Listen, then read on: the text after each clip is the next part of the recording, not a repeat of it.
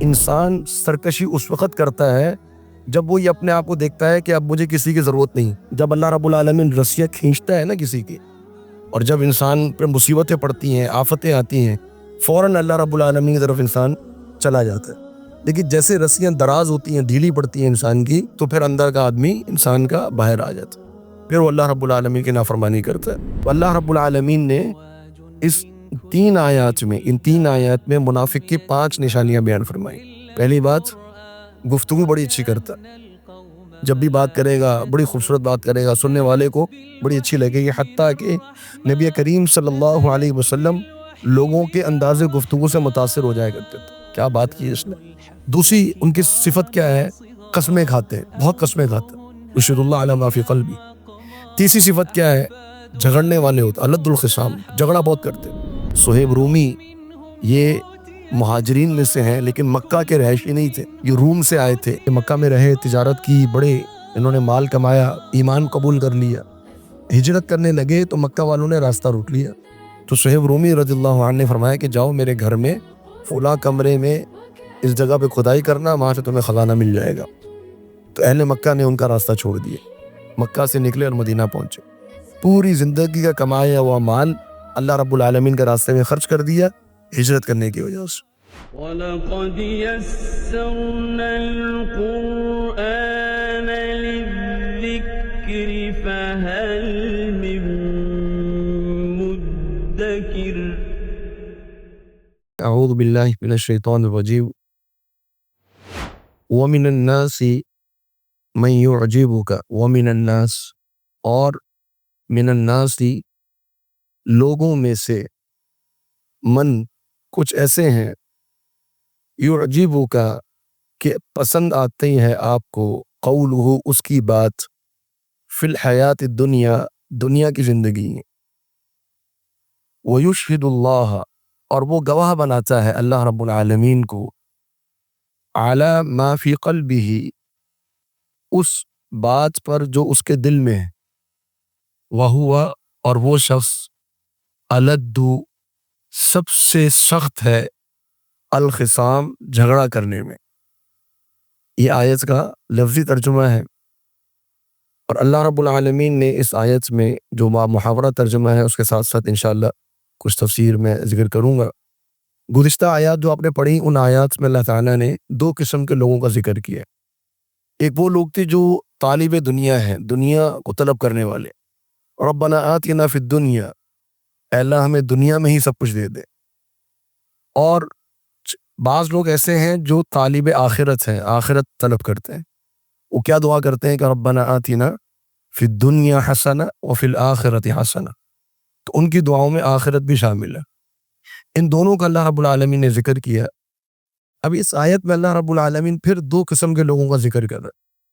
ایک وہ لوگ ہیں جو کہ جن کو ہم کہتے ہیں منافق، جو بظاہر ان کی کیفیت یہ ہوتی ہے، یا آپ کو وہ ظاہر یہ کرتے ہیں کہ ہمیں آخرت چاہیے، ہم تو آخرت کے طلبگار ہیں، ظاہری الفاظ ان کے یہ ہوتے ہیں، لیکن دل کے اندر ان کی جو طلب ہوتی ہے، یا جو ان کا ایک تمنا ہوتی ہے، جو چاہت ہوتی ہے، وہ یہ ہوتی ہے کہ دنیا مل جائے۔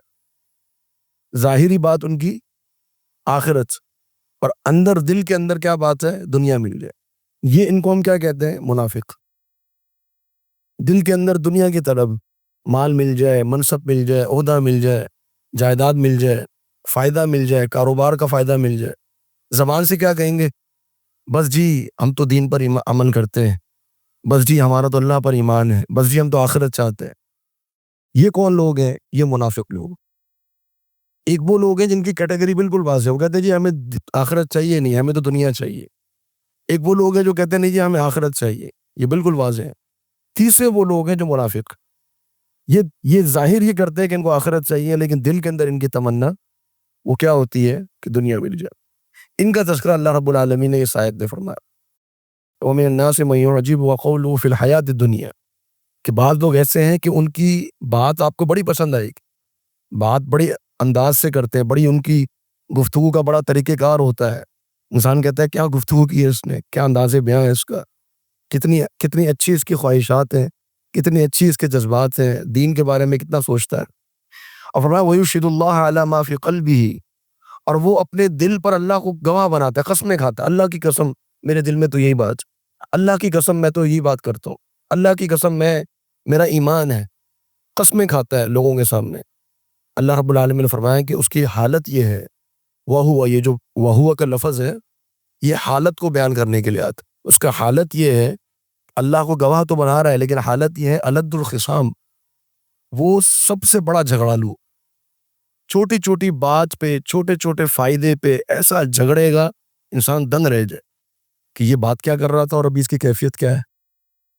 اور پھر صرف یہ نہیں بلکہ آگے کیا فرمایا، فرمایا کہ وَإِذَا تَوَلَّى، وَإِذَا تَوَلَّى، اور جب تولا کے دو معنی مفسرین نے ذکر کیے ہیں۔ ایک معنی ہے تولا کا پھر جانا، لوٹ آنا، یعنی جب وہ بات آپ کے سامنے کرے گا، بات کرنے کے بعد جب وہ واپس جائے گا تو وہ کیا کرے گا، وہ آگے ذکر کیا۔ ایک تولا کا معنی ہے واپس جانا، ایک تولا کا معنی ہے ولایت مل جانا، حکومت مل جانا، سلطنت مل جانا، دونوں معنی اس کے اندر مراد ہے کہ جب اس کو ولایت مل جائے، جب اقتدار مل جائے اس کو، جب حکومت مل جائے اس کو، جب اختیار مل جائے، یا جب وہ بات کرنے کے بعد واپس جائے تو وہ کیا کرتا ہے، سعی فی الارض، وہ زمین میں بھاگ دوڑ کرتا ہے، اس کی ساری جد و جہد اور محنت کیا ہوتی ہے، لیفسد فیہا، تاکہ وہ اس زمین کے اندر فساد برپا کرے۔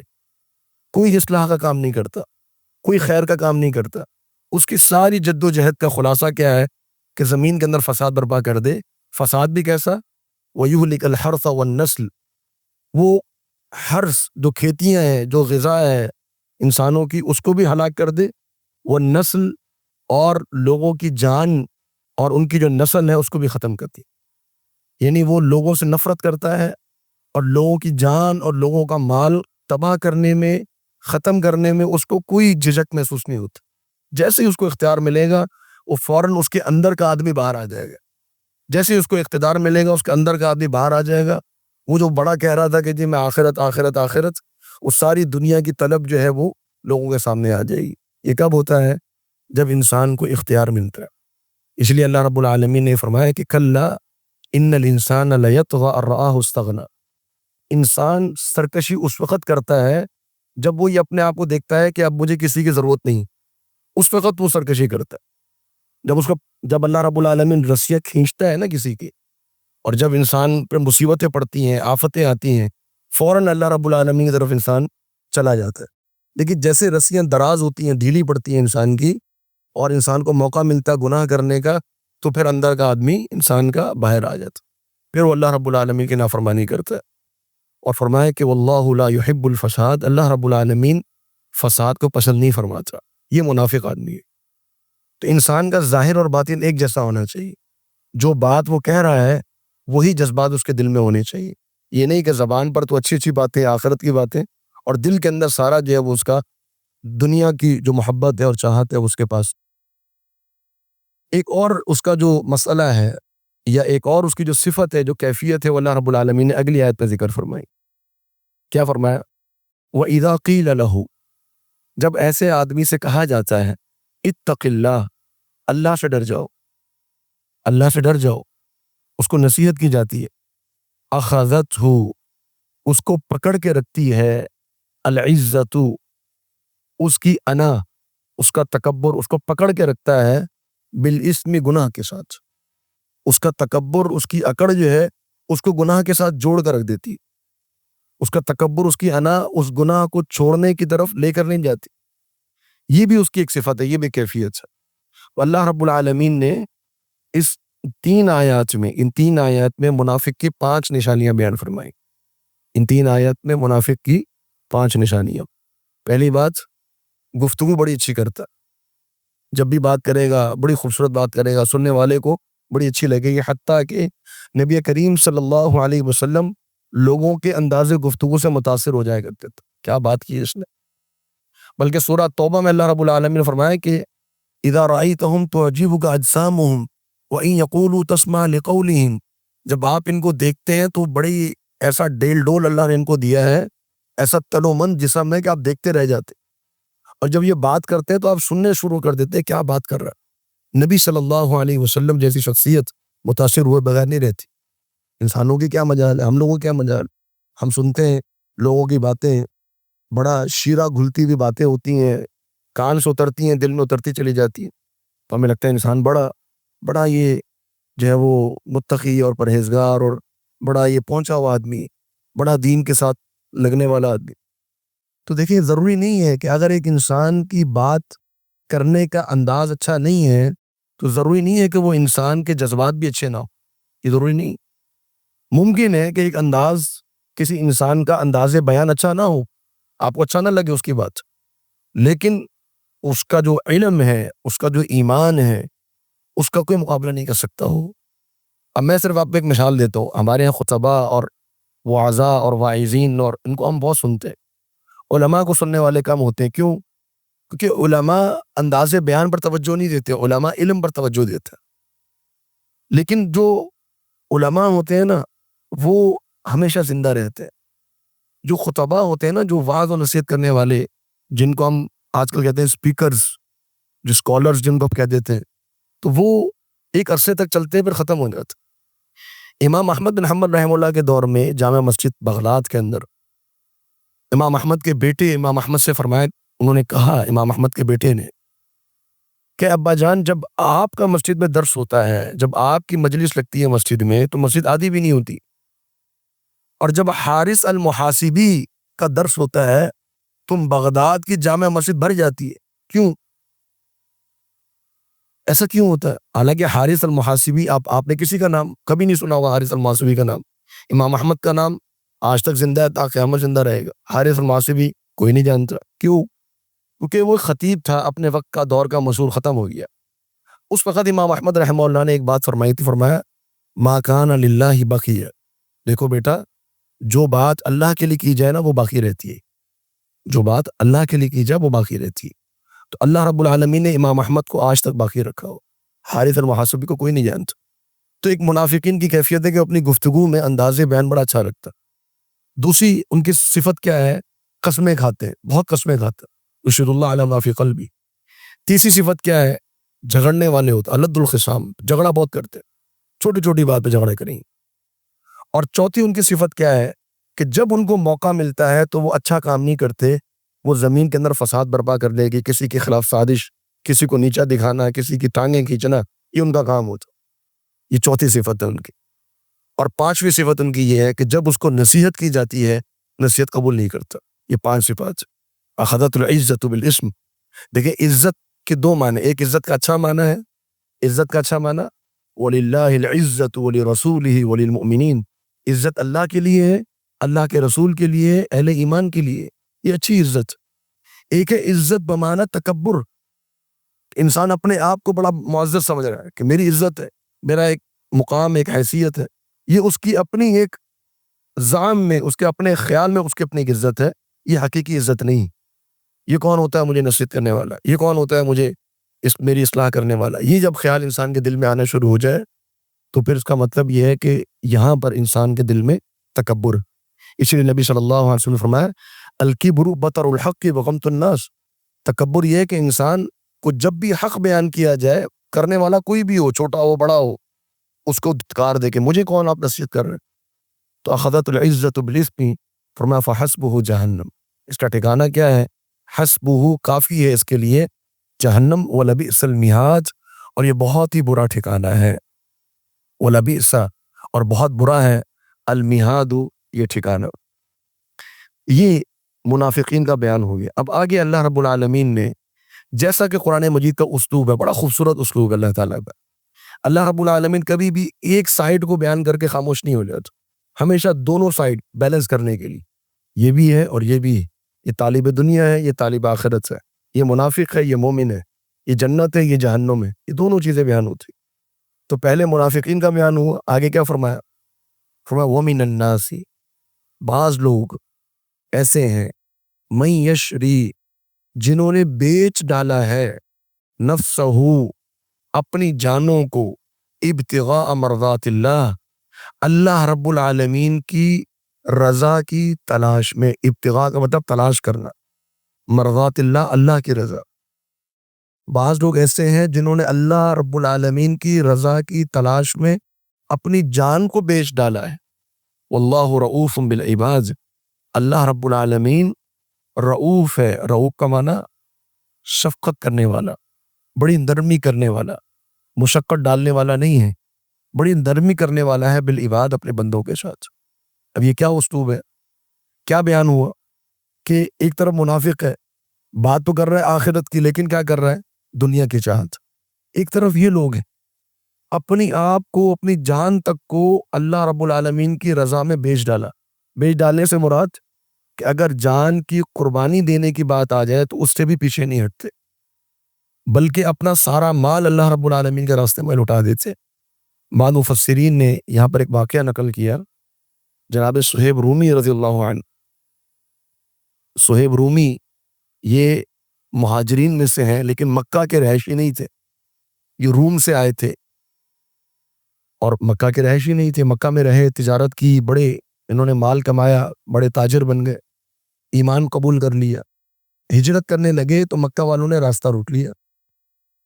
تو صہیب رومی رضی اللہ عنہ نے فرمایا کہ اگر میں تمہیں اس خزانے کا بتا دوں جو میں نے کمایا مکہ میں رہتے ہوئے، تو کیا تم مجھے چھوڑ دو گے؟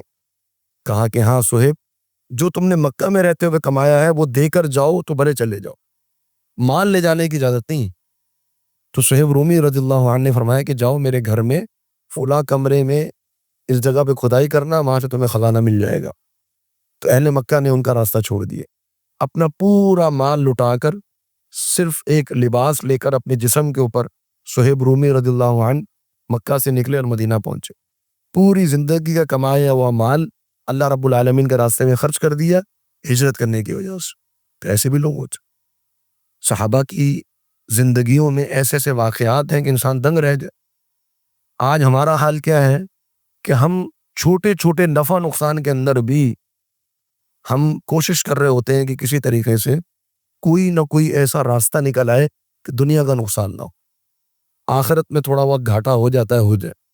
لیکن صحابہ کرام رضوان اللہ علیہ اجمعین، ان کی نظروں کے سامنے ہمیشہ یہ رہا اللہ رب العالمین کیسے راضی ہو سکتا، ابتغاء مرضات اللہ، کسی کی رضا نہیں۔ کوئی انسان، کوئی جو ہے وہ گھر والے یا کوئی اہل و عیال یا کوئی دوست محلے دار، کسی کی رضا انسان کی تلاش نہیں ہے۔ لیکن اللہ رب العالمین فرمائے کہ اللہ رؤوف بالعباد، اللہ رب العالمین انسانوں پر مشقتیں ڈال کے خوش نہیں ہوتا۔ ایک انسان جب اپنے آپ کو بیچ ڈالتا ہے، اللہ رب العالمین پر اس کو نوازتا بھی بہت، پھر اللہ رب العالمین تنہا نہیں چھوڑتا انسان، اللہ بہت نوازتا ہے انسان۔ تو یہ دونوں قسم کے افراد کا موازنہ اللہ تعالیٰ نے پیش کیا۔ آگے فرمایا کہ یا ایھا الذین آمنوا، اے ایمان والو، ادخلوا فی السلم کافہ، ادخلوا تم داخل ہو جاؤ، فی السلم اسلام میں، کافتن مکمل کے مکمل۔ اب یقین مانیے قرآن مجید کی یہ آیت ان آیات میں سے ہے جو اہل ایمان کے لیے سب سے مشکل آیات، عمل کرنے کے اعتبار سے سب سے مشکل آیات۔ اللہ رب العالمین نے فرمایا نا کہ اقیم الصلاۃ، نماز قائم کر لو، کر لیتا ہے انسان۔ آتوا الزکوٰۃ، زکوٰۃ ادا کر لو، انسان کر لیتا ہے۔ مختلف احکامات جو اللہ رب العالمین نے دیے انسان کر لیتا ہے۔ لیکن اللہ رب العالمین جہاں یہ فرما دے ایمان والوں اسلام میں مکمل کے مکمل اسلام میں داخل ہو جاؤ۔ اب مکمل اسلام کا مطلب کیا ہے؟ مکمل اسلام کا مطلب یہ ہے کہ بھائی اسلام صرف مسجد کے اندر نہیں ہے، اسلام آپ کے گھر میں بھی ہے، اسلام آپ کے بازار میں بھی ہے، اسلام آپ کی محفلوں میں بھی ہے، آپ کی تنہائیوں میں بھی ہے، آپ کے نکاح کے اندر بھی ہے، آپ کی شادیوں کے اندر بھی ہے، آپ کے جنازوں کے اندر بھی ہے۔ اسلام آپ کی حکومت میں بھی ہے، اسلام آپ کی عدالت میں بھی ہے، اسلام آپ کے کاروبار میں بھی ہے، اسلام آپ کی تعلیم میں بھی ہے، اسلام آپ کی اولاد میں بھی ہے، ہر معاملے میں اسلام۔ اور یقین مانے آج اگر کوئی شخص ہم میں سے اگر اللہ رب العالمین کے کسی عمل میں، کسی حکم میں عمل کرنے میں ناکام ہے تو وہ یہ آیت ہے۔ آج ہم اسلام کہاں ہے ہمارے پاس؟ کوئی اسلامی ریاست اس وقت تک اسلامی ہو نہیں سکتی جب تک کہ اس کی عدالت، اس کے حکومت، اس کی تجارت اور اس کی تعلیم، یہ 4 چیزیں نوٹ کر لیجئے: حکومت، عدالت، تجارت، تعلیم۔ یہ 4 چیزیں اسلامی ریاست کا ستون ہوتی ہے۔ اگر ان 4 چیزوں میں سے کوئی ایک چیز بھی ریاست کے اندر موجود نہیں ہے، وہ اسلامی نہیں ہو سکتی۔ اب آپ خود اندازہ کر لیجئے کہ آپ کی حکومت اسلامی ہے۔ حکومت اسلامی کا مطلب کیا انتخاب اسلامی طریقے سے ہوتا ہے؟ کیا حکومت چلانے کا جو نظام ہے وہ اسلامی ہے؟ کیا ہمارا آئین اور قانون اسلامی ہے؟ نہیں ہے۔ کیا ہماری عدالتیں اسلامی حکومت اسلامی قانون کے مطابق فیصلہ کرتی ہیں؟ نہیں۔ چور کی ہاتھ کی سزا کیا ہے؟ ہاتھ کاٹ دو۔ آپ کا قانون کیا کہتا ہے؟ 5 سال جیل میں ڈال دو۔ یہ قانون ہے۔ کیا آپ کی تجارت اسلامی ہے؟ جس ملک میں سود لینا جائز ہو قانونی اعتبار سے، وہاں اسلامی قانون ہو سکتا ہے؟ نہیں ہو سکتا، ناممکن۔ تعلیم آپ کی اسلامی ہے؟ نہیں ہے اسلامی۔ تو میرے بھائی، اسلام صرف عبادت کا نام نہیں ہے۔ مکمل کے مکمل اسلام میں داخل ہونے کا مطلب یہی ہے کہ آپ کی پوری ریاست اسلام کے نظام پر تشکیل پا جائے۔ یہ وہ حکم ہے جس کے لیے مسلمانوں کو کوشش کرتے رہنا چاہیے۔ ہاں، یہاں یہ نقطہ میں وضاحت کر دوں کہ اس کا مطلب ہرگز بھی یہ نہیں ہے کہ ہم یہ کہہ دیں کہ جی جتنے بھی لوگ حکومت کے اندر ہیں، یا جتنے بھی لوگ عدالت کے اندر ہیں، یا جتنے بھی لوگ تجارت کر رہے ہیں غیر اسلامی طریقے سے، وہ سب کافر ہو گئے۔ نہیں، ایسا نہیں۔ کلمہ گو مسلمان، آپ اس پہ کفر کو حکم نہیں لگا سکتے۔ یہ میرا اور آپ کا دائرہ اختیار نہیں ہے۔ ہم یہ کہہ سکتے ہیں کہ یہ نظام جو چل رہا ہے یہ اسلامی نہیں، اور ہمیں اس سے بچنا چاہیے۔ سود ہمارے لیے جائز نہیں، غیر اسلامی قوانین کے مطابق فیصلہ کروانا ہمارے لیے جائز نہیں۔ جو اس حکومت، جو جمہوریت اسلام کے نظام پر مشتمل نہیں ہے، ہمیں اس کا حصہ بننا ہمارے لیے جائز نہیں۔ یہ سارے احکامات، ہمارے نکاح، ہماری طلاقیں، ہمارے کاروبار، یہ سب اسلام کے مطابق ہونے چاہیے۔ یہ کس کا حکم ہے؟ یہ اللہ رب العالمین کا۔ یا ایھا الذین آمنوا ادخلوا فی السلم کافہ۔ آگے کیا فرمایا؟ ولا تتبعوا خطوات الشیطان، ولا تتبعوا، اور تم پیروی نہ کرو، تم پیچھے نہ چلو، خطوات الشیطان، شیطان کے قدموں کے پیچھے، شیطان کے قدموں کے پیچھے۔ خطوات جمع ہے خطوہ کی۔ خطوہ کہتے ہیں ایک قدم، پھر ایک قدم، پھر ایک قدم، پھر ایک قدم۔ دیکھیں، انسان ایک جو مسلمان ہے نا، وہ جب آہستہ آہستہ غیر اسلامی عقائد طرف جاتا ہے یا معاملات طرف جاتا ہے، وہ ایک دم سے نہیں چلا جاتا۔ ایک دم سے ایک شخص جو ہے وہ اسلام سے نکل کے وہ کفر کی طرف نہیں چلا جاتا، آہستہ آہستہ جاتا ہے انسان۔ ایک قدم رکھتا ہے کہ اچھا یہ کر لیتے ہیں، کرنے میں کیا حرج ہے، تھوڑا سا چلو جی نکاح ہو رہا ہے، شادی ہو رہی ہے، خواتین بیٹھی ہوئی ہیں، چلو تھوڑا سا خواتین خوش ہو جائیں گی، گھر والے راضی ہو جائیں گے، تھوڑا سا، وہ تھوڑا تھوڑا کرتے کرتے تجارت کر رہا ہے انسان، کاروبار کر رہا ہے، اچھا کاروبار کرتے ہوئے تھوڑا سا حرام آ گیا، بھائی سب کر رہے ہیں، تھوڑا سا کر لیتے، کیا حرج ہے۔ وہ تھوڑا تھوڑا تھوڑا کرتے کرتے کرتے، موبائل ہم دیکھ رہے ہیں، اب ایک ویڈیو آ گئی، اس میں خاتون ہے، چلے جی اسلامی ویڈیو ہے، کوئی نہیں، تھوڑی سی خاتون آ گئی تو کیا مسئلہ ہے، چلے جی تھوڑی سا میوزک آ گیا تو کیا مسئلہ ہے۔ تو ایک دم سے ایک مسلمان جو ہے وہ ایک دم سے گناہ کے کام میں نہیں چلا جاتا، خطوۃن خطوۃن خطوۃ، آہستہ آہستہ کرتے کرتے۔ اس کی مثال دی نبی کریم صلی اللہ علیہ وسلم نے، صحیح بخاری مسلم کی حدیث میں، تفصیلی واقعہ ہے، طویل واقعہ ہے۔ اس واقعے کا اختتام اس پر ہے کہ ایک عابد تھا، عبادت گزار تھا بنی اسرائیل کا، جس نے اپنی نظریں کبھی نامحرم عورت کی طرف نہیں اٹھائیں۔ شیطان نے اس کو بہکانا شروع کیا، کرتے کرتے کرتے اس نے 3 گناہ کر لیے۔ اس نے بدکاری بھی کر لی، اس نے شراب بھی پی لی، اس نے ایک بچے کا قتل بھی کر دیا۔ وہ ایک دم سے ایک لمحے میں ان گناہوں تک نہیں پہنچا، بلکہ اس کا اختتام ہوا کفر پہ۔ جب اس کی گردن اڑائی جانے لگی تو اس وقت شیطان کہنے لگا میرے لیے سجدہ کر دو، سجدہ کر دو گے تو قتل سے بچا لوں گا۔ سجدہ کیا، اسی حالت میں گردن تن سے جدا ہو گئی، کفر پہ مر گیا۔ عابد تھا، کبھی نامحرم عورت کی طرف دیکھا نہیں تھا۔ تو فرمایا کہ وَلَا تَتَّبِعُوا خُطُوَاتِ الشَّيْطَانِ، ایک ایک کر کے انسان چلتا ہے۔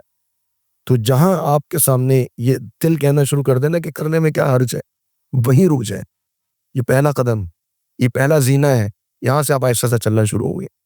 اور فرمایا کہ انہ لکم عدو مبین، بے شک یہ جو شیطان ہے یہ تمہارے لیے کھلا دشمن، اس کی دشمنی واضح ہے، جاننے کی ضرورت نہیں ہے. ابھی آپ نے سورہ بقرہ میں پہلے پارے میں پڑھ کے آئے کہ کس طریقے سے اس نے کوشش کر کے آپ کو اور ہمیں اور ہمارے والد کو، آدم علیہ السلام کو، والدہ کو جنت سے نکلوایا. یہ واضح دشمن ہے، بلکہ نبی صلی اللہ علیہ وسلم نے فرمایا یہ ایسا دشمن ہے جس کی دشمنی انتھک ہے، انتھک دشمن ہے، ایک لمحے کے لیے نہیں چھوڑتا. ہم بھول چک ہو جاتی ہے، ہم سو جاتے ہیں، دشمن نہیں سوتا. ہم بھول جاتے ہیں، وہ نہیں بھولتا، وہ ہر وقت لگا ہوا ہے. ایک شیطان میرے ساتھ، آپ کے ساتھ ہر وقت لگا ہوا ہے. تو انہ لکم عدو مبین. آگے فرمایا کہ فإن زللتم، پس اگر تم پھسل گئے، من بعد ما جاءتکم البینات، بعد اس کے کہ جو آ گئی تمہارے پاس واضح دلائل، فاعلموا، تو جان لو، ان اللہ عزیز حکیم، بے شک اللہ رب العالمین عزیز بھی ہے، حکیم بھی ہے. عزیز کا مطلب غالب، غلبے والا، قوت والا. حکیم کا مطلب حکمت والا. پہلے کیا فرمایا؟ شیطان کی پیروی نہیں کرنی. اور اگر دلائل آ جانے کے بعد بھی تم پھسل گئے تو جان لو کہ اللہ رب العالمین غالب بھی ہے، حکمت والا بھی.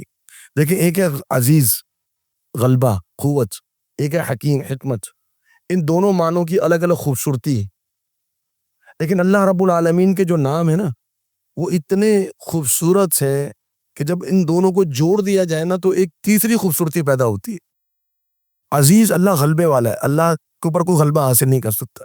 حکیم اللہ حکمت والا ہے، اللہ کی حکمت سے بڑھ کے کوئی حکیم نہیں ہے. آپ دونوں کو جوڑ دیں، عزیز الحکیم. کیا معنی؟ اللہ رب العالمین اپنے غلبے کو بغیر حکمت کے استعمال نہیں کرتا. اللہ تعالیٰ اپنے غلبے کو بغیر حکمت کے استعمال نہیں کرتا. اللہ رب العالمین ایسا نہیں کہ انسان فوراً گناہ کرے، اللہ تعالیٰ فوراً اس کو پکڑ لے، سزا دے دے. نہیں، اللہ موقع دے گا، ڈھیل دے گا. اور غلبہ اللہ رب العالمین آزمائے گا حکمت کے ساتھ. اللہ رب العالمین کا غلبہ ہے حکمت کے ساتھ. آگے اللہ رب العالمین نے، اب یہ خطاب ہے مشرکین مکہ سے اور ان لوگوں سے جو ایمان نہیں لے کر آئے. هل ينظرون، حل کا ویسے معنی ہوتا ہے کیا.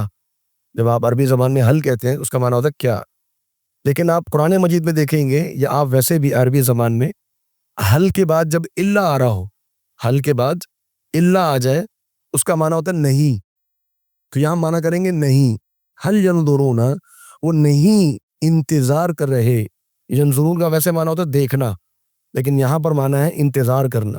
هل ينظرون، وہ نہیں انتظار کر رہے، الا مگر ان یأتیہم اللہ، کہ آ جائے اللہ رب العالمین ان کے پاس، فی ظلل، فی ظلل، سایوں میں. ظلل ظل کی جمع، ظل کہتے ہیں سائے کو. ظلل بہت سارے سایوں کے اندر. کس کے سائے؟ من الغمامی، بادلوں کے سائے. والملائکۃ، اور اللہ کے فرشتے آ جائیں. وقضی الامر، اور معاملے کا فیصلہ کر دیا جائے. تو فرمایا کہ یہ لوگ انتظار کر رہے ہیں اس بات کا. کیا یہ لوگ انتظار کر رہے ہیں اس بات کا، یا یہ لوگ نہیں انتظار کر رہے مگر اس بات کا کہ اللہ رب العالمین آ جائے، یعنی قیامت کا دن آ جائے، اللہ رب العالمین قیامت واقع کر دے. یعنی اتنے سارے دلائل دینے کے بعد بھی اب یہ لوگ بس اس بات کا انتظار کریں کہ قیامت واقع ہو اور یہ اپنی نظروں سے اللہ رب العالمین کی آیات کو، نشانیوں کو دیکھ لیں، فرشتوں کو دیکھ لیں، جنت جہنم دیکھ لیں، پھر ایمان لے کر آئیں گے. اس سے پہلے ایمان نہیں لائی. ورنہ جو اہل ایمان ہے وہ غیب پر ایمان لاتے. اور غیب آپ نے پڑھ لیا. غیب کیا ہے؟ اللہ رب العالمین غیب ہے، فرشتے غیب ہیں، جنت غیب ہے، جہنم غیب ہے، یہ سب چیزیں غیب ہیں. تو ہم بغیر دیکھیں ان پر ایمان لے کر آئیں. لیکن مشرکین کہتے ہیں کہ نہیں، ہم جب دیکھیں گے تو ایمان لائیں گے، ورنہ ایمان نہیں لائیں. تو اللہ رب العالمین نے فرمایا کہ یہ لوگ اس بات کا انتظار کر رہے ہیں کہ اللہ رب العالمین ان کے پاس آ جائے بادلوں کے سائے میں. اچھا، یہاں پر جو فی کا معنی ہے وہ، اس کا معنی فی کا ویسے معنی ہوتا ہے میں، لیکن فی کا معنی یہاں میں نہیں کریں گے بلکہ کریں گے ساتھ، مع، ساتھ. یعنی اللہ رب العالمین آئے اور اللہ رب العالمین کے ساتھ بادلوں کا سایہ بھی آ جائے.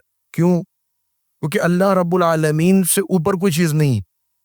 اگر ہم یہ کہیں کہ اللہ رب العالمین بادلوں کے سائے میں ہوگا، اس کا مطلب کیا ہوا کہ اللہ رب العالمین بادلوں سے نیچے ہے. یہ معنی نہیں ہے. اس کا معنی یہ ہے کہ اللہ رب العالمین جب اللہ رب العالمین کی آمد ہوگی، جب اللہ رب العالمین آئے گا، تو اس وقت اللہ رب العالمین کے ساتھ بادل ہوں گے، اور بادل بہت بڑے ہوں گے. جیسا کہ اللہ رب العالمین نے قرآن مجید میں ایک اور مقام پر ارشاد فرمایا کہ یوم تشقق السماء بالغمام، کہ یہ آسمان ہے یہ پھٹ جائے گا، اور یہ آسمان بادلوں کی مانند ہو جائے گا، یہ سارے بادل بن جائے گا آسمان. اور اللہ رب العالمین ان آسمان پہ آئے گا اور آسمان سارے بادلوں کی مانند ہوں گے. اور اللہ رب العالمین نے آنا ہے. یہ بھی ایک عقیدہ بعض ہمارے مسلمانوں کا ہے کہ جی اللہ رب العالمین جو وہ ہر جگہ ہے. نہیں، اللہ رب العالمین کہاں ہے؟ عرش پر. اور اللہ رب العالمین نے جب دنیا میں آنا ہے حساب و کتاب کے لیے تو عرش لے کر آنا ہے اللہ تعالیٰ نے. اللہ رب العالمین خود آئے گا. یہاں بعض لوگ یہ منع کر دیتے کہ یاتیہم اللہ کا مطلب ہے اللہ کا حکم کا آنا. اللہ کا حکم نہیں آئے گا، اللہ رب العالمین خود آئے گا. جیسا کہ ایک اور جگہ اللہ تعالیٰ نے فرمایا وجاء ربک، اور آئے گا تیرا رب، والملک، اور فرشتے، صفاً صفا، اور فرشتے صفے بنائے ہوئے ہوں. بلکہ حدیث میں آتا ہے نبی صلی اللہ علیہ وسلم نے فرمایا کہ پہلے آسمان دنیا پھٹے گا بادلوں کی مانند، اور آسمان دنیا کے فرشتے آئیں گے ایک صف بنا لیں گے.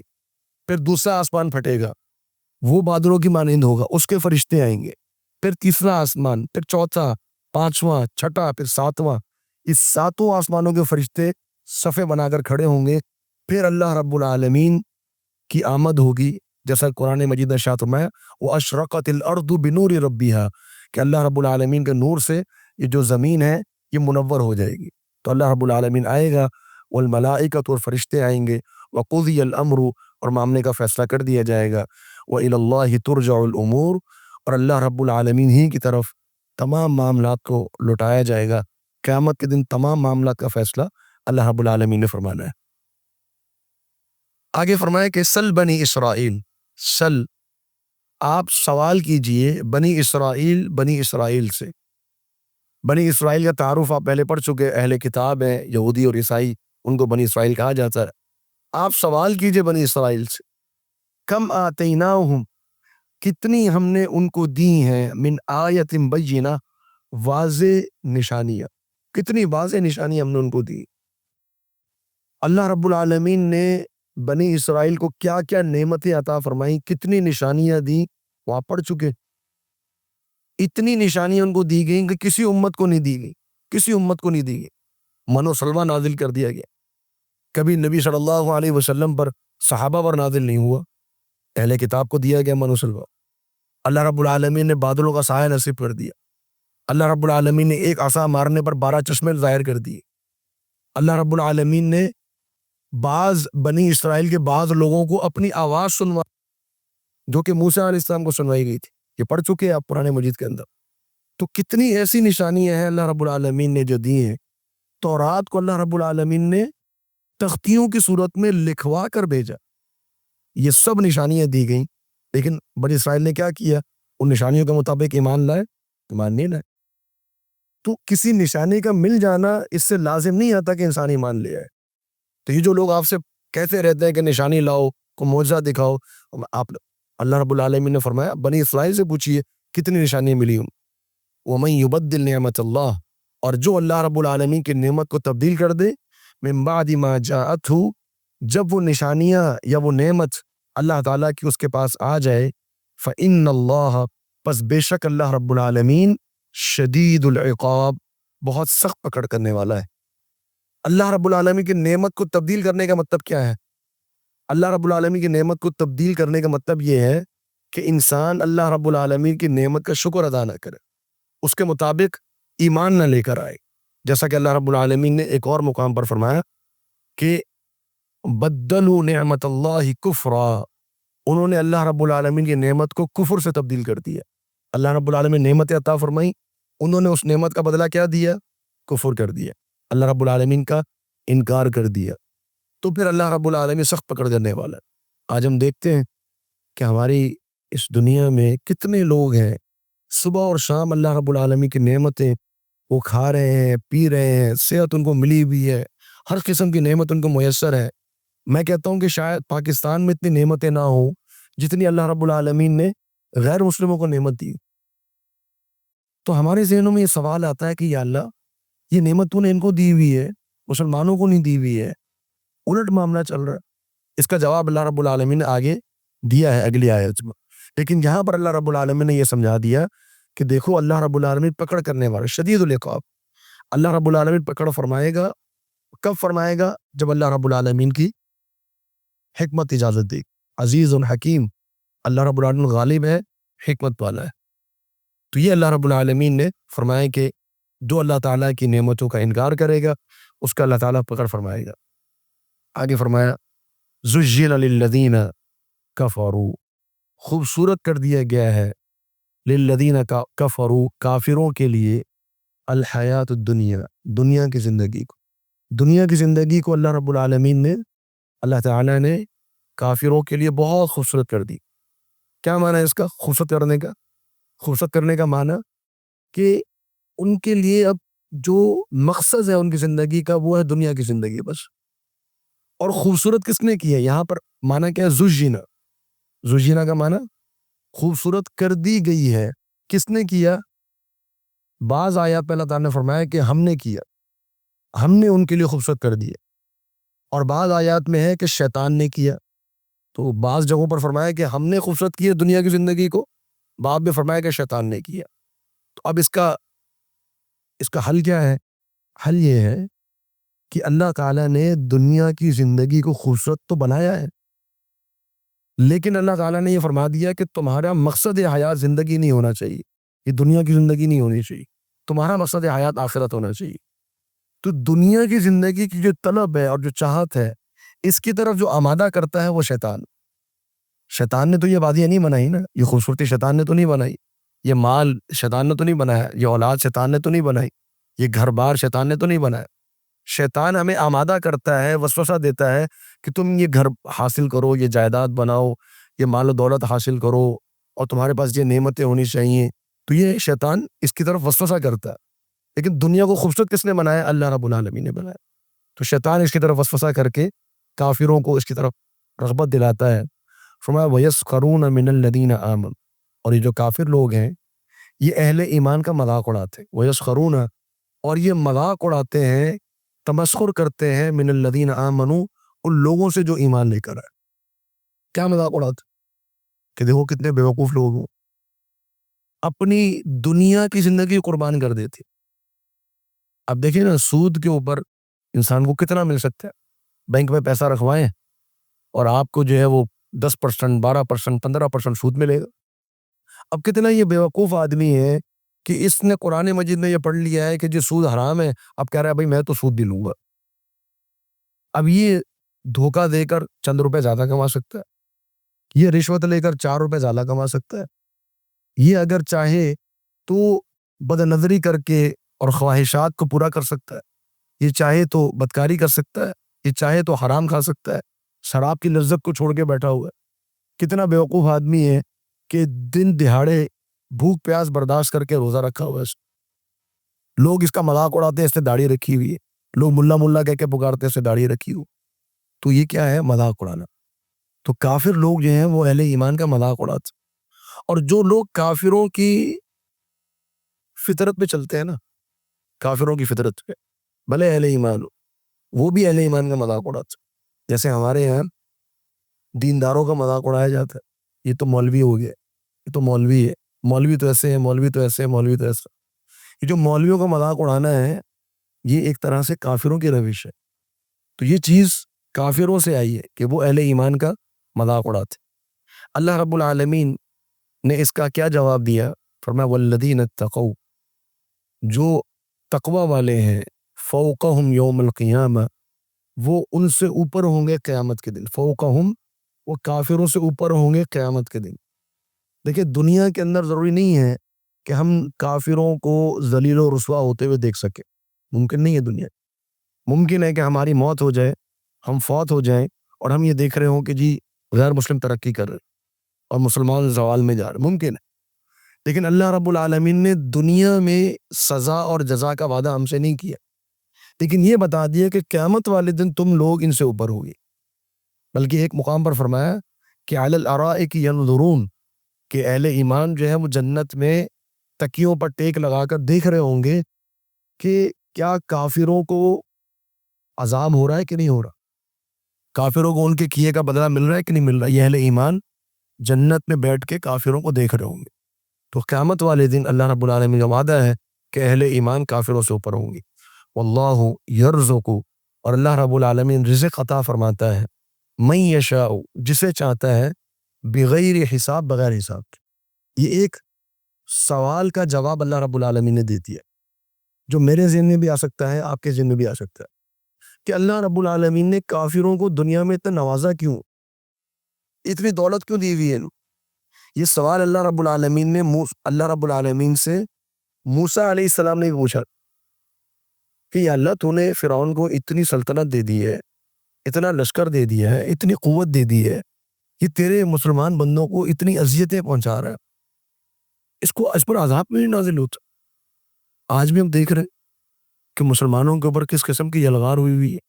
عراق میں کیا حال کیا گیا مسلمانوں کا، افغانستان میں کیا حال کیا گیا، سیریا میں کیا حال کیا گیا، برما میں کیا حال کیا گیا، مسلمانوں کو کس طرح کاٹا گیا، برباد کیا گیا، جلایا گیا، کیا ان کے حالات کیے گئے، دل خون کیا شروع ہوتا۔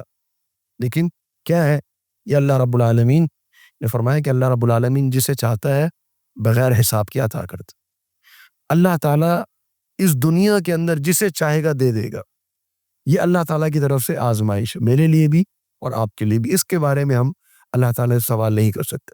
البتہ میرے اور آپ کے سوال کا جواب یہ ہے کہ قیامت والے دن اللہ تعالیٰ فیصلہ فرمائے گا، اہل ایمان کافروں سے اوپر ہوں گے۔ آگے فرمائے کہ کان الناس امۃ واحدہ، یہ بڑی اہم آیت ہے۔ اس آیت میں اللہ تعالیٰ نے بہت سے اہم سوالات کے جو آج کل کے لوگوں کے ذہنوں میں سوالات آتے ہیں اس کے جوابات دیے۔ آیت کیا ہے کہ کان الناس امۃ واحدہ، کہ لوگ امۃ واحدہ، ایک امت تھے، ایک دین پر تھے۔ فبعث اللہ، تو بھیجا اللہ تعالیٰ نے، النبیین، انبیاء کو، مبشرین و منذرین، خوشخبریاں دینے والا اور ڈرانے والا بنا کر۔ مبشر بھی تھے اور منذر بھی تھے، خوشخبری بھی دیتے تھے، ڈراتے بھی تھے، یہ دونوں ان کی ذمہ داریاں تھیں۔ وَأَنزَلَ مَعَهُمُ الْكِتَابَ، اور اللہ رب العالمین نے ان کے ساتھ کتاب نازل فرمائی، بالحق، کی حق کے ساتھ، یعنی وہ کتاب حق پر مشتمل تھی۔ اس کتاب کے اندر اللہ تعالیٰ نے حق دیا ہوا تھا۔ کیوں نازل فرمائی؟ لِيَحْكُمَ بَيْنَ النَّاسِ، تاکہ وہ کتاب فیصلہ کر سکے، یا کتاب فیصلہ کرے لوگوں کے درمیان، فی مختلفوا فیہ، ان مسائل میں جن مسائل میں لوگوں کا اختلاف ہو گیا تھا۔ تو اللہ رب العالمین نے انبیاء کو مبعوث فرمایا، کتاب کو نازل فرمایا، تاکہ لوگوں کے درمیان اختلاف ختم ہو سکے۔ آگے کیا فرمایا؟ وَمَا اخْتَلَفَ فِيهِ، اور نہیں اختلاف کیا، فیہ، اس کتاب میں، إِلَّا الَّذِينَ، مگر ان لوگوں نے، أُوتُوهُ، جو وہ کتاب دیے گئے تھے، جن لوگوں کو وہ کتاب دی گئی تھی، ان لوگوں نے اس کتاب کے معاملے میں اختلاف کیا۔ کب اختلاف کیا؟ من بعد، بعد اس کے، ما جاءتهم البینات، جب آ گئی تھی ان کے پاس واضح نشانیاں، واضح دلائل۔ کیوں اختلاف کیا؟ بغیم بینہم، آپس میں ایک دوسرے سے دشمنی کرتے ہو۔ بغین کا معنی ہے عداوت، دشمنی، ایک دوسرے کے خلاف نفرت۔ آگے کیا فرمایا؟ فہد اللہ، ہدایت دی اللہ رب العالمین نے، الذین آمنوا، ان لوگوں کو جو ایمان لائے، لما اختلفوا فیہ، اس مسئلے میں جس مسئلے میں ان لوگوں نے اختلاف کیا ہوا تھا، من الحق کی، حق کی جانب، بِإِذْنِهِ، اپنے حکم سے۔ اللہ رب العالمین نے اہل ایمان کو اختلافی معاملات میں حق کی جانب رہنمائی فرمائی اپنے حکم کے ذریعے سے۔ واللہ یہدی، اور اللہ رب العالمین ہدایت عطا فرماتا ہے، من یشاء، جسے چاہتا ہے، الی صراط مستقیم، سیدھے راستے کی طرف۔ یہ طویل آیت ہے، اس آیت کا ترجمہ میں نے آپ کے سامنے ذکر کر دیا منوعن. اس آیت کے اندر اللہ رب العالمین نے چند معاملات اور چند چیزیں واضح فرمائی. پہلی چیز یہ ہے، آیت کے شروع میں چلتے ہیں. پہلی بات یہ کہ لوگ ہمیشہ سے ایک دین پر تھے. آدم علیہ السلام سے لے کر نوح علیہ السلام تک لوگ ایک دین پر تھے، پھر ان کے اندر اختلاف شروع ہوا. اللہ رب العالمین نے انبیاء کو جو بھیجا ہے، انبیاء کی بعثت کا مقصد کیا ہے؟ اختلاف جاری رکھنا یا اختلاف ختم کرنا؟ تو محمد رسول اللہ صلی اللہ علیہ وسلم کی بعثت کا مقصد کیا ہے؟ اختلاف کو جاری رکھنا یا اختلاف ختم کرنا؟ اس کا مطلب یہ ہے کہ امت کا ایک ہو جانا اور امت کے اندر اختلاف کا نہ ہونا، یہ رسول اللہ صلی اللہ علیہ وسلم کا مقصد تھا. ٹھیک ہے، اختلاف. تو وہ جو لوگ بات کرتے ہیں کہ اختلاف امتی رحمہ، کہ میری امت کے اختلاف رحمت ہے، وہ بات غلط ثابت ہو گئی. اختلاف رحمت نہیں ہو سکتا. اختلاف تو اللہ رب العالمین نے ختم کرنے کے لیے انبیاء کو بھیجا، پہلی بات. اور یہ جو حدیث پیش کی جاتی ہے کہ اختلاف امتی رحمہ، یہ حدیث ثابت نہیں ہے نبی صلی اللہ علیہ وسلم سے. اللہ کے رسول صلی اللہ علیہ وسلم کو تو بھیجا گیا تھا کہ لوگوں کو ایک دین پر جوڑے، لے کر آئے، اختلاف ختم کرے، پہلی بات. دوسری بات یہ کہ انبیاء کو بھیجنے کے بعد اختلاف ختم ہوا یا جاری رہا؟ اختلاف جاری رہا. جیسا کہ اللہ رب العالمین نے آگے کیا فرمایا کہ اختلاف نہیں کیا ان لوگوں نے جن کو کتاب دی گئی تھی مگر کتاب آ جانے کے بعد. یعنی کتاب مل جانے کے بعد بھی لوگوں نے اختلاف کیا. تو ان کے اختلاف کی وجہ کیا تھی؟ یہ وجہ اللہ رب العالمین نے اس آیت میں بیان فرمائی. بغیم بینہم، آپس میں ایک دوسرے کے ساتھ دشمنی ہے، اختلافات، ایک دوسرے کی بات کو قبول نہ کرنا، ایک دوسرے سے نفرت. اگر کتاب کے ساتھ جڑ جاتے تو اختلاف ختم ہو جاتا. کتاب کی وجہ سے اختلاف نہیں ہوا، یہ بات ذہن سے نکال دے. اختلاف لا علمی کی بنیاد پر نہیں ہوا، اختلاف علم آ جانے کے بعد ہوا. من بعد ما جاءتهم البینات، نشانیاں آ چکی تھیں، علم آ چکا تھا. علم آ جانے کے بعد اور علم مل جانے کے بعد، معلوم ہو جانے کے بعد بھی لوگوں نے اختلاف کیا. اس کا مطلب یہ ہے کہ آج جو اس امت کے اندر اختلاف ہے اور اس امت کے اندر جو فرقہ واریت ہے، یہ فرقہ واریت قرآن مجید کی وجہ سے نہیں ہے، احادیث کی وجہ سے نہیں ہے، بلکہ یہ فرقہ واریت کیوں ہے؟ لوگوں کی آپس میں ایک دوسرے سے نفرتوں کی بنیاد پر اختلاف، اس وجہ سے. تو اللہ رب العالمین نے جو قرآن بھیجا اور جو اللہ کے رسول صلی اللہ علیہ وسلم کو بھیجا گیا، اختلاف ختم کرنے کے لیے بھیجا گیا. پھر اللہ رب العالمین نے آگے کیا بات ارشاد فرمائی کہ کیا سب لوگ گمراہی کی طرف چلے گئے؟ نہیں. فَهَدَى اللَّهُ الَّذِينَ آمَنُوا لِمَا اخْتَلَفُوا فِيهِ مِنَ الْحَقِّ بِإِذْنِهِ. اہل ایمان جو ہیں ان تمام فرقوں میں سے چند اہل ایمان تھے جن کو اللہ رب العالمین نے حق کی طرف رہنمائی فرمائی. اس کا مطلب کیا ہے؟ کہ ان تمام فرقوں میں سے، ان تمام جماعتوں میں سے ایک جماعت حق پر ہو سکتی ہے. یہ ممکن نہیں ہے کہ ساری کی ساری جماعتیں حق پر ہو، یہ ممکن نہیں. ایک جماعت حق پر ہو سکتی ہے. اب دیکھیں یہاں پر میں ایک بات جو ہمارے یہاں غلط طریقے سے پیش کی جاتی ہے، کہا جاتا ہے کہ جی فرقہ واریت نہیں کرنی چاہیے. بالکل درست بات، فرقہ واریت نہیں ہونی چاہیے. لیکن فرقہ واریت ختم کرنے کا طریقہ کیا ہے؟ کیا فرقہ واریت ختم کرنے کا طریقہ یہ ہے کہ میں یہ کہہ دوں کہ جی میرا کسی فرقے سے تعلق نہیں ہے؟ فرقہ واریت ختم کرنے کا یہ طریقہ نہیں. فرقہ واریت ختم کرنے کے لیے پہلے فرقے کی تعریف کو سمجھنا پڑے گا. اور فرقے کی تعریف اللہ رب العالمین نے کی ہے سورہ آل عمران کے اندر 4 پارے کے اندر. کیا فرمایا؟ فرمایا وَاعْتَصِمُوا بِحَبْلِ اللَّهِ جَمِيعًا وَلَا تَفَرَّقُوا. فرمایا کہ اللہ رب العالمین کی رسی کو مضبوطی سے تھام لو اور فرقہ واریت نہ کرو. وَلَا تَفَرَّقُوا، اس کا مطلب کیا ہے؟ کہ اللہ رب العالمین کی رسی کو تھام لینا یہ فرقہ واریت نہیں ہے.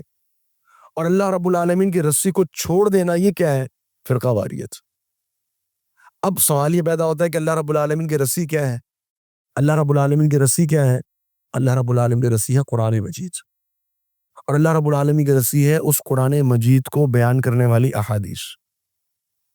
تو اب ہم سمجھ گئے، ہمیں سمجھ میں آ گئی کہ جو شخص بھی یا جو جماعت بھی، جو گروہ بھی قرآن مجید کی دعوت دے یا احادیث کی دعوت دے، کسی شخصیت کی طرف نہیں کہ جی آپ فلاں شخصیت کے قول کو اپنا لیجئے، آپ فلاں شخصیت کے مسلک کو اپنا لیجئے، آپ فلاں جماعت کی طرف آ جائیے، نہیں، جو یہ کہے کہ جی قرآن مجید کو لے لیجئے، جو یہ کہے کہ جی حدیثوں کو اپنا لیجئے، وہ ہے جماعت حقہ۔